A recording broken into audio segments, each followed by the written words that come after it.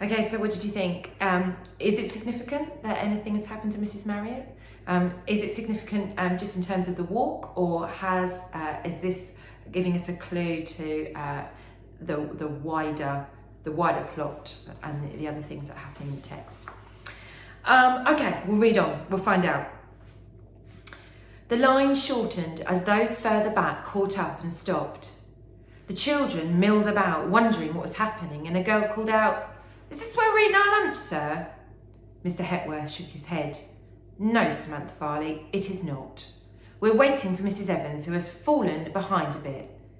He said something quietly to Mrs. Marriott, who came along the line counting heads. "One missing," she called. Who do you think the missing person could be? "Is it Ellie May? I don't think I've seen her." "It is, miss," said Hayley Denton. "I saw her dropping back ages ago." "That's probably it then," said Mr. Hepworth. "Ellie May fell behind and Mrs. Evans is walking with her. I thought she wasn't looking too bright back at the hotel." He looked at his watch. "We'll give them 5 minutes and then set back off.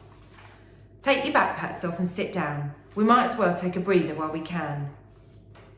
Fliss went back to sit with Lisa, but she hadn't been sitting for more than a minute when one of the boys yelled, "They're coming, sir!" Everybody watched as the two figures approached. When they reached the place where Lisa and Fliss were sitting, Mrs. Evans said, "Now then, Ellie May, you sit with Felicity and Lisa. They'll look after you." She smiled, putting Ellie May's knapsack, which she'd been carrying, on the grass. "Ellie May's not feeling very well, girls. You'll look after her, won't you?" "Yes, miss. I knew you would." She smiled again and moved on, murmuring, "Sensible girls. Nice, sensible girls." Ellie May looked awful. Her cheeks were white and there were dark smudges, like bruises, underneath her eyes. She sat down. "I couldn't keep up," she growled. "I tried, but I went all dizzy. Silly Mrs. Evans made me sit with my head between my knees for a bit, and I had to drink tea from her flask. Tasted awful. As soon as I felt a bit better, we set off after you again at about 50 miles an hour, and now I feel rotten again." "Mrs. Evans is nice," said Lisa. "She carried your pack, didn't she? What's the matter with you anyway? Tummy bug or something?" Ellie May scowled. "I don't know, do I? Why do you have to ask such stupid questions?" "Hey, Sunderland!" A group of boys were sitting nearby. One of them, David Trotter, grinned across at Ellie May.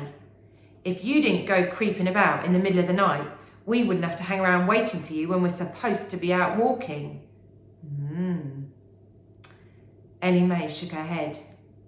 "I don't know what you're talking about. I don't creep around. I was asleep all night." "Oh, you lying so-and-so, I saw you. 2:30 it was. You'd been to the top floor." "Had she?" "You came down to our landing and disappeared down the stairs. I watched you from the bathroom." "Did he?" It's a bit of a coincidence, isn't it? That he apparently has seen Ellie May in the night walking up the stairs, and Fliss that night had heard footsteps. So was it Ellie May? You've got two pieces of quite convincing evidence there that it could be.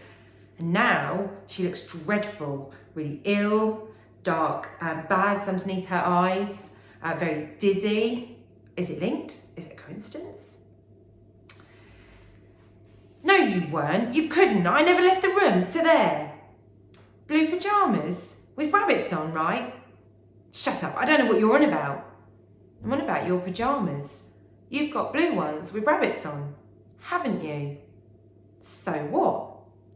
"So, how would I know if I didn't see you?" "I don't know. Maybe you were on the stairs or something when I was getting ready for bed. Maybe it's you that creeps about at night." Fliss sat chewing on a grass stalk, gazing out to sea. She was thinking about last night. Those noises from the cupboard. The footsteps. Lisa had said it was a dream. She tried to believe it was.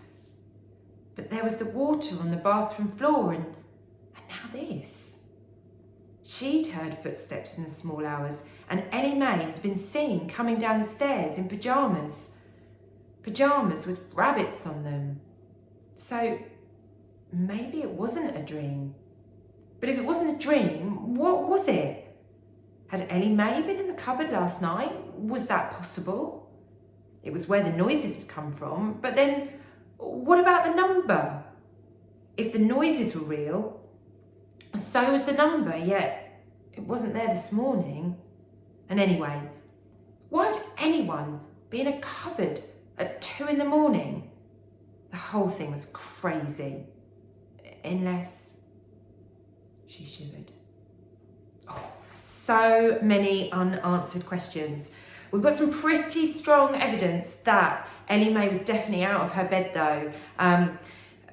Seen and heard by 2 people, and the fact that Gary has been able to identify the pyjamas that she was wearing is pretty convincing that he has actually seen her out of bed. But whether it is just a coincidence and whether the rest of it is imagined, it's really hard to know, isn't it? What's real and what's not real.